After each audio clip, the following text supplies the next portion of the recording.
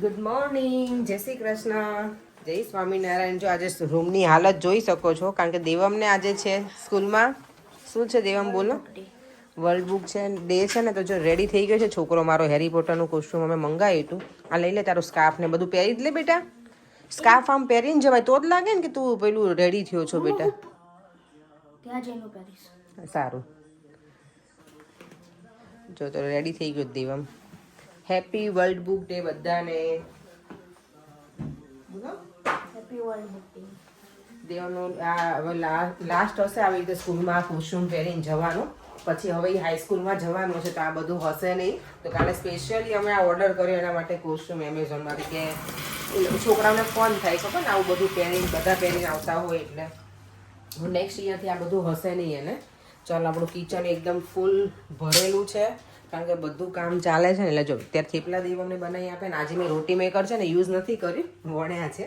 મેં વણીને બનાવવા છે, ઘણા ટાઈમથી વણી નથી બનાવ્યા ને. એટલે ચાલો પરેંગ અને દેવમના જે મૂકવા જાય છે સ્કૂલે એ કરી લઈ. ત્યાં સુધીમાં હું સવારના અમારા બ્રેકફાસ્ટ માટેના થેપલા બનાવી દઉં. કેવું લાગે છે નીચે? ઠંડી છે હો દેવમ, સારું થયું ડેરી મૂકવા આવે બેટા. બહુ ઠંડી છે બહાર તો. જો ઓ માય ગોડ, છે તડકો પણ ફૂલ ઠંડી. કેટલા જો મસ્ત કલર થઈ ગયા ને, એકદમ સરસ આખું ઝાડ. જો વ્હાઈટ વ્હાઈટ અને આગળ એટલા મસ્ત પિંક ને બધા કલર આવે, પેલા ફ્લાવર આવી ગયા છે ને એમાં. બહુ જ બ્યુટીફુલ લાગે. હજી જ્યારે બધા ઝાડ છે ને એ બધા થઈ જશે ને સ્પ્રિંગમાં, ત્યાં તો એટલું મસ્ત વ્યૂ આવે ને અહીંયાનો. સામે કેટલા સરસ લાગે છે, લાઇટ પિંક છે કલર, મસ્ત કલર કોમ્બિનેશન છે. દહીં વડા બનાવવાના છે ફાઇનલી. મેં કામ કીધું હતું ને એવી રીતે. તો મેં જેમાં અડદની દાળ લીધી છે, થોડી મગની દાળ અને થોડા આમથા મેં રાઈસ લીધા હતા, એ પલાળી દીધું હતું મેં સવારમાં.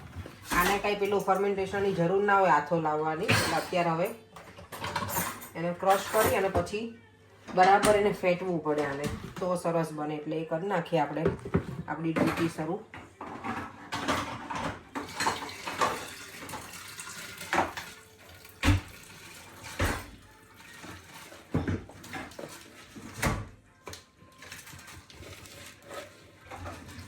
દહીંવડા કેટલા ટાઈમ પછી આજે બનાવું છું.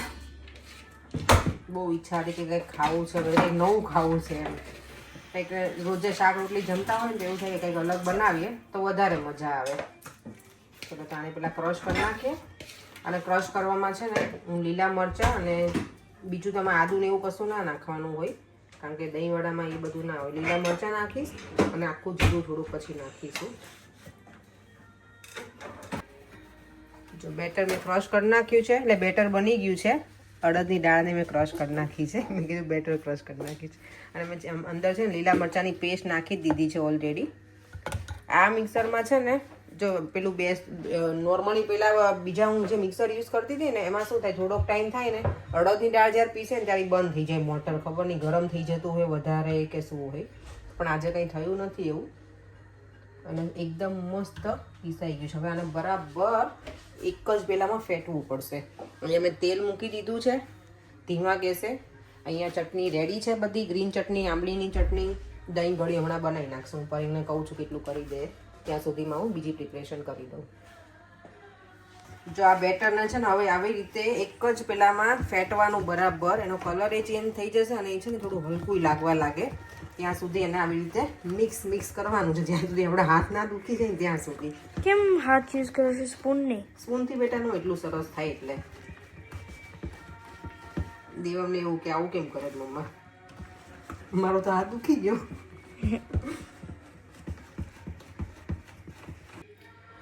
જો બેટરમાં મેં છે ને લીલા ધાણા નાખી દીધા. લીલા મરચાં તો મેં ક્રશ કરવામાં જ નાખ્યા હતા. એમાં જશે હવે થોડું આખું જીરું, સ્વાદ પ્રમાણે મીઠું,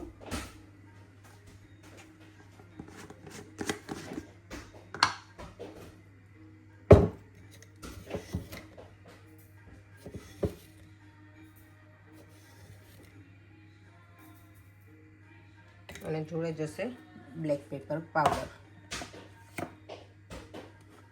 બસ આટલા ઇન્ગ્રેડિયન્ટ્સ નાખવાના, બાકી તો બધું લીલી ચટણી એવું છે જ બધું, ગ્રીન ચટણી છે આંબલીની, એટલે પછી બીજું બધું બહુ નહીં નાખવાનું આમાં.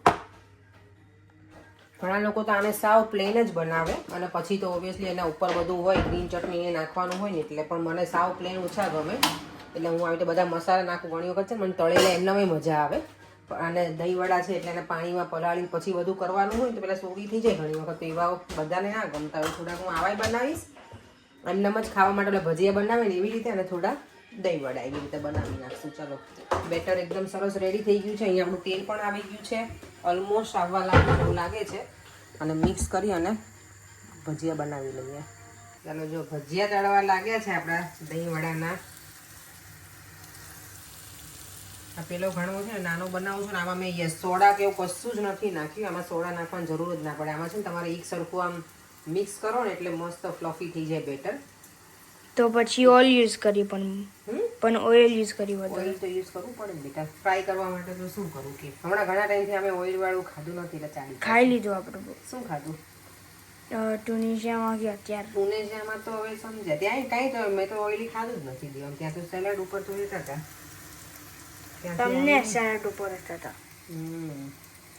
ચીકપીસ ને એવું જ ખાધું છે. એ શું કે ક્યારેક ચાલી જાય. ખીચડી બનાવો છો? આ બધા બેટા છો. ખાઈ પછી શકીશ? ગળી દહીં. હા, હમણાં હું આપણે ભગવાનને ધરી દઈએ ને પછી ખાજે હો દીકરો.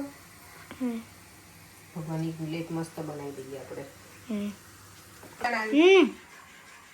દહીં વડા એકદમ મસ્ત તળાઈને રેડી થઈ ગયા છે. આ થોડાક મેં મોટી સાઈઝમાં બનાવ્યા અને એકદમ સોફ્ટ છે અંદરથી. દેમ કેવું લાગે છે બેટા, તું કે? સારું છે. સારું છે.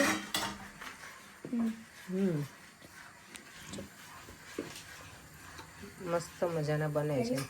કેટલા સરસ દેખાય છે. ખાઈશ? હા બેટા, ખાઈ લઈ લે. અહીંયા આપણું ગળ્યું દહીં રેડી થઈ ગયું છે, જે પરેન કે બનાવી આપ્યું છે. Thank you, thank you, welcome. Sorry, ભગવાનને આવડી ગયું. દહીંવડાને આમાં પલાળી દીધા છે પાણીમાં, મેં ઠંડા પાણીમાં. દહીંવડાની એટલે આ જે ભજીયા હોય ને એને એના પછી આવી રીતે પાણીમાં આમ સ્ક્વીઝ કરી પછી આવી રીતે બસ પ્લેટ રેડી કરી દેવાની. ઘણા આ દેવામને તો પાણી જોઈને એને મજા ના આવી. મને કે મમ્મા આ શું કે? દેવામ લે બેટા, ધરી દે, ભગવાનનું તો રેડી કર્યું છે. જાઓ.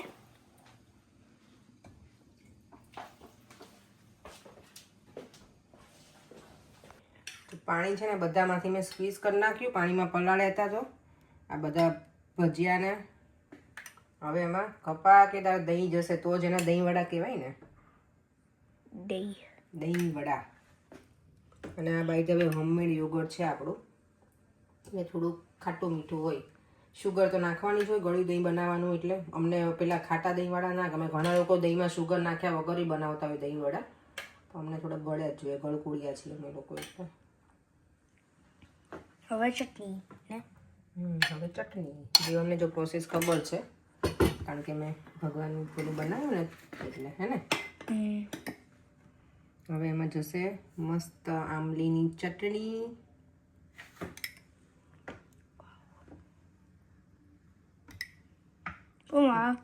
આ વડા નથી નાખ્યું. હા, એ તો મિક્સ કરી દેવાનું બેટા. લે બસ. એને યોગર્ટ. એ તો યોગર્ટ તો મિક્સ થઈ જશે એમાં. ઉપર જશે ગ્રીન ચટણી. મસ્ત સ્પાઈસી ખાવું હોય ને એને ગ્રીન ચટણી વગર તો મજા ના આવે. એટલે મેં આમાં અંદર સ્પાઈસી થોડુંક ઓછું નાખ્યું છે. લીલા મરચાંની પેસ્ટ ઓછી જ નાખી હતી મેં. તો પછી ગ્રીન ચટણીનો ટેસ્ટ બહુ સ્પાઈસી ના લાગે ને. ઉપર હવે જશે લાલ મરચું. હે, કેટલો સ્પાઈસી મૂકવાનું છે? આ તો ખાલી ડેકોરેશન માટે જોઈએ. ડેકોરેશન. શું કહેવાય, મસાલામાં સ્પાઈસી હોય કે નહીં? શું મસાલામાં સ્પાઈસી હોય? આ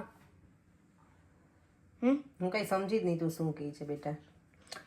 આ મસાલા સ્પાઈસી છે કે નહીં? આ તો રેડ ચીલી પાવડર છે બેટા, તો સ્પાઈસી જ હોય ને. જો બની ગઈ આપણી દહીં વડાની પ્લેટ એકદમ મસ્ત રેડી. ચાલો હવે જમી લઈએ. 8:30 થઈ ગયા છે. હજી બહુ બધી લેફ્ટ ઓવર્સ છે. પછી પાછું બનાવું. એ મમ્મા, હા, ફૂલ શું કહેવાય લંચમાં લઈ શકીશ? લંચમાં બેટા પેલા ડિનરનું કરી લેવા દે. ના પણ લંચ તો પહેલા કરીશ. ઓકે લંચમાં વધે તો લંચમાં લઈ જજે. મેં એટલા બધા બનાવી નથી પણ લેટ્સ સી. ઓકે ઓકે અત્યારે તો જમી લે પછી લંચની વાત લંચની વાત ગોટુડિયો મારો. ચલો કરે ભગવાન આપણે તો બધાની પ્લેટ રેડી કરી દીધી છે સરસ. ચાલો પરે હવે કહેજો મને કે કેવાક બન્યા છે ટેસ્ટ કરીને. ઓકે પરે કેવા સારા છે. દેવમ હવે ટેસ્ટ કરશે. દેવમને તો પેલા પાણીમાં મેં કર્યા ને તો પેલા તો એને મજા નહોતી આવી. ટેસ્ટ કરીને કહેશે દેવમ કેવા છે. યમ નાઈસ છે બેટા. ચલો પરેંગ જો હવે છે ને પ્લેટ એની જાતે બનાવે છે. ફાવશે પરેંગ?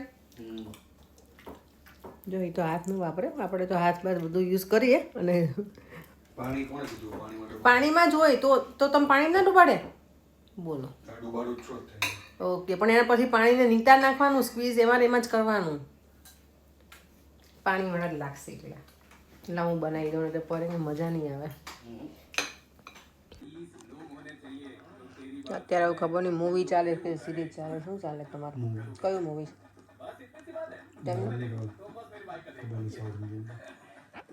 સાઉથ ઇન્ડિયન મૂવી ચાલે છે.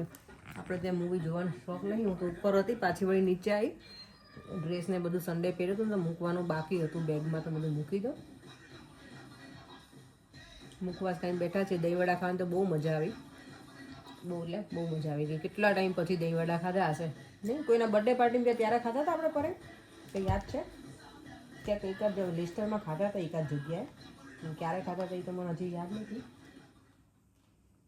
સોરી મને કોપીરાઇટમાં આવે પરે એટલે ન આવે. ઓકે મેં કીધું કોપીરાઇટમાં આવે એટલે મેં ધીમું કરી નાખ્યું. હમણાં હું વાંચતી હતી ને તેમાં હતું જનરલ નોલેજનો ક્વેશ્ચન જ છે કે સૌથી વધારે વર્ષો જીવતું પ્રાણી અને કયા પ્રાણીને કાન ના હોય. ખબર છે પરેમ તમને કાંઈ બેમાંથી એકેના આન્સર? કાચબો સૌથી વધારે જીવતું પ્રાણી. અને કાન કયા પ્રાણીને ના હોય એ કહેજો મને આવતીકાલના બ્લોગમાં. આન્સર આપજો. ચાલો હવે એ સાથે આપણે વિડીયોનો એન્ડ કરી દઈએ. ફરીથી મળીશું કાલે નવા વિડીયો સાથે. Bye bye. જય શ્રી કૃષ્ણ. જય સ્વામિનારાયણ. જો વિડીયો ગમ્યો હોય તો like share and subscribe. By.